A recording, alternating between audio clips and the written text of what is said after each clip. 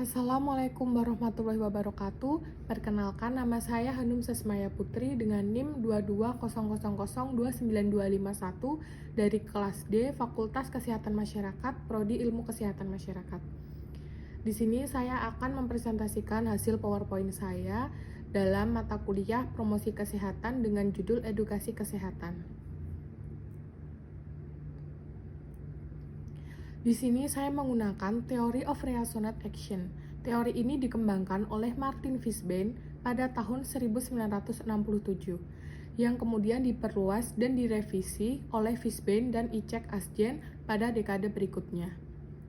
Teori ini berfokus pada niat seseorang untuk berperilaku dengan cara tertentu dalam situasi tertentu. Di sini ada komponen Theory of Resonant Action. Yang pertama ada Behavioral Belief. Yang kedua ada Evaluation of Behavioral Belief. Yang ketiga ada sikap. Yang keempat ada keyakinan normatif. Yang kelima ada evaluasi konsekuensi. Edukasi kesehatan terkait PHBS di tatanan rumah tangga. Tujuan dilakukannya edukasi PHBS di tatanan rumah tangga yaitu agar terciptanya rumah tangga yang sehat. PHBS di tatanan rumah tangga merupakan salah satu upaya untuk meningkatkan kesehatan, mencegah berbagai penyakit, dan menciptakan lingkungan yang sehat.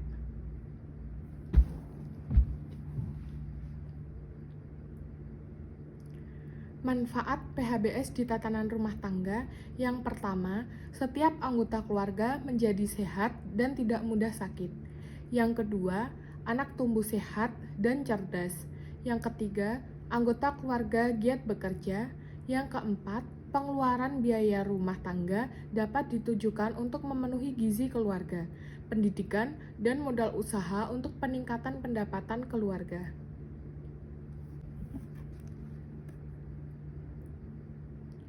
10 PHBS di rumah tangga yaitu yang pertama, pertolongan persalinan oleh tenaga kesehatan.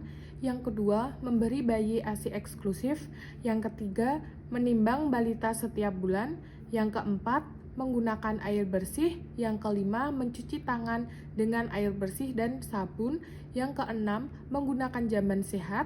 Yang ketujuh, memberantas jentik di rumah sekali seminggu. Yang kedelapan, makan buah dan sayur setiap hari. Yang kesembilan, melakukan aktivitas sehari-hari. Yang kesepuluh, tidak merokok di dalam rumah.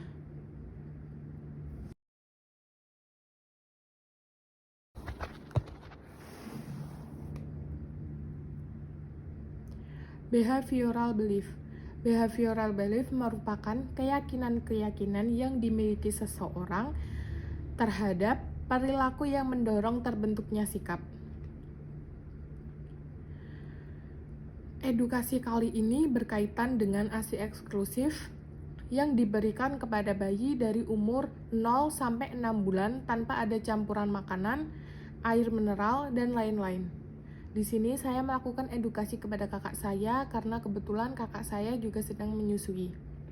Tetapi kakak saya tidak memberikan bayinya ASI eksklusif selama 0 sampai 6 bulan karena anaknya kembar, jadi dibantu dengan susu sambung.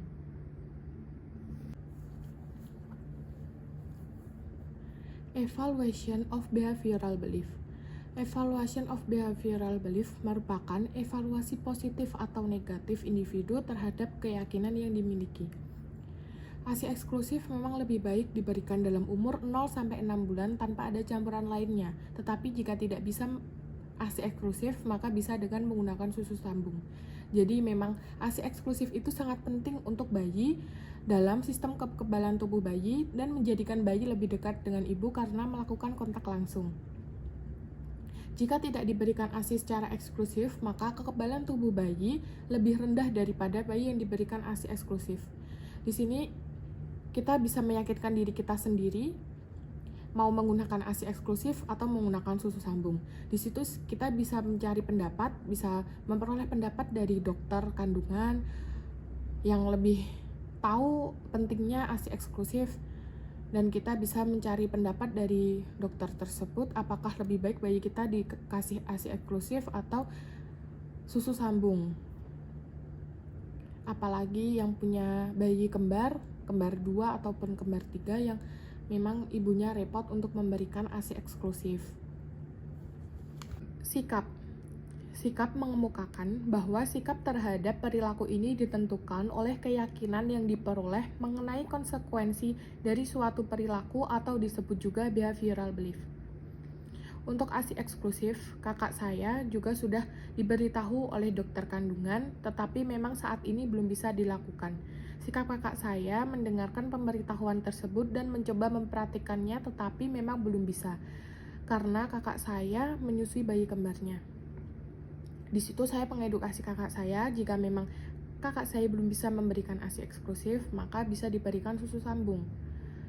Tetapi tetap dengan konsultasi terhadap dokter kandungan.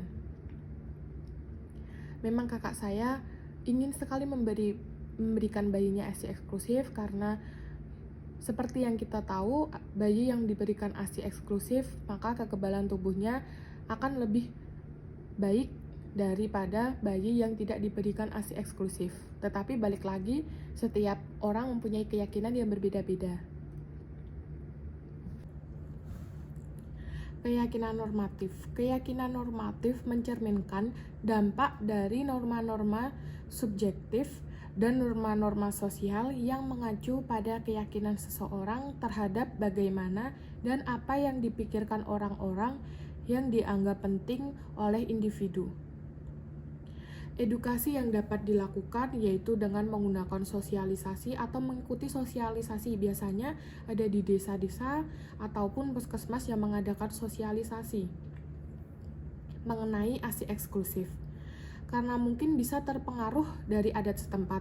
Jadi misalnya jika adat setempat seperti kakek-kakek atau nenek-nenek kita yang sudah tua kan biasanya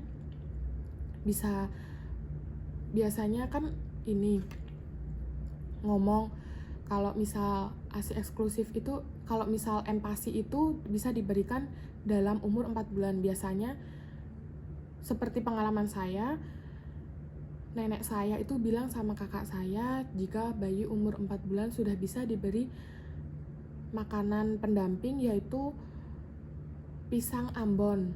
Karena mungkin menurut orang-orang zaman dulu itu jika bayi cuma diberikan ASI eksklusif itu mungkin masih lapar.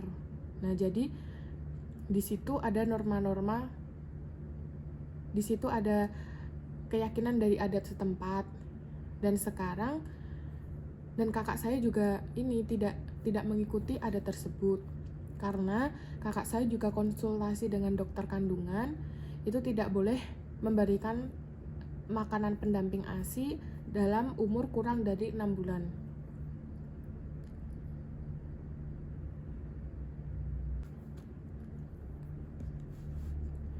Evaluasi konsekuensi. Evaluasi konsekuensi merupakan evaluasi seseorang terhadap keluaran atau evaluasi terhadap konsekuensi dari keyakinan perilaku dengan mempertimbangkan pentingnya konsekuensi-konsekuensi yang akan terjadi bagi individu bila ia melakukan perilaku tersebut.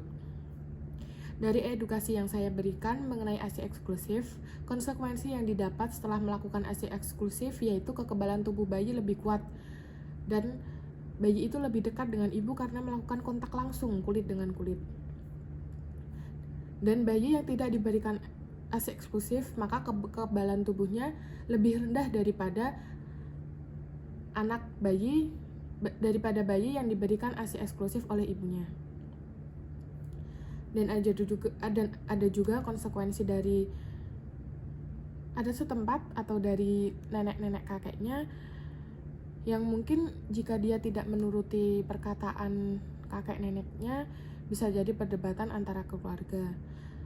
Dan juga karena sekarang kita di era modern, maka lebih baik kita tanyakan kepada orang yang lebih tahu seperti dokter kandungan mengenai ASI eksklusif dan juga empasi.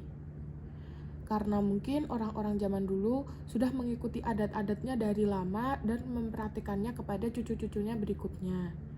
Dan sekarang kita sudah tahu bila empasi dilakukan di umur 6 bulan lebih dan juga ASI eksklusif diberikan dari umur 0 sampai 6 bulan.